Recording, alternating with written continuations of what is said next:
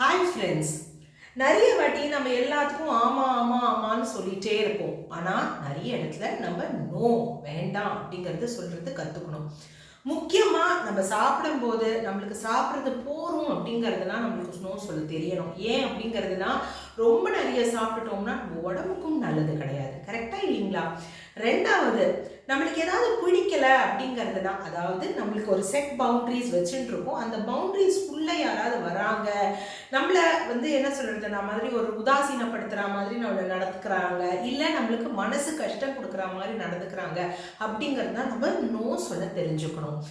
தேவையில்லாமல் நம்மளை யாராவது தொட்டு பேசினா அதுக்கு நோ சொல்ல நம்ம கற்றுக்கணும். அதே மாதிரி நம்ம மனசை நம்ம நல்லா திடப்படுத்தி நம்ம கொஞ்சம் அசர்ட்டிவாக, அதாவது ஏதாவது நம்மளுக்கு அளவுக்கு மீறி நம்மளுக்கு வேலையோ இல்லை வேறு ஏதாவது நம்மளுக்கு கொடுக்குறாங்க அப்படிங்கிறதுனா நம்ம பொலைட்டாகவும் இருக்கணும், அதே நேரத்தில் அசர்ட்டிவாகவும் இருந்து நம்ம நோ என்னால் முடியாது, எனக்கு டைம் வேணும், ஏதாவது ஒரு ரீசன் கொடுத்து நம்ம அதை கரெக்டாக புரிதலை நம்ம கொண்டு கொடுக்கணும்.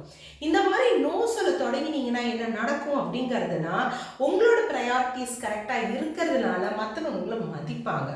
ரெண்டாவது, உங்களுக்கு மென்டல் ஸ்ட்ரெஸ் இல்லாமல் இருக்கும். நீங்கள் உங்களோட கம்ஃபர்ட் ஜோன்லேயும் இருப்பீங்க. உங்களோட வளர்ச்சிக்கும் உங்களுக்கு டைம் கொடுக்கறதுக்கு உங்களால் முடியும்.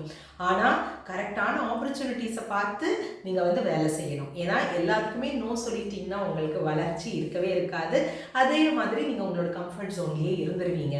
ஸோ எதுக்கு எஸ் சொல்லணும், எதுக்கு நோன்னு சொல்லணும் அப்படிங்கிறது நல்லா புரிஞ்சுக்கும்.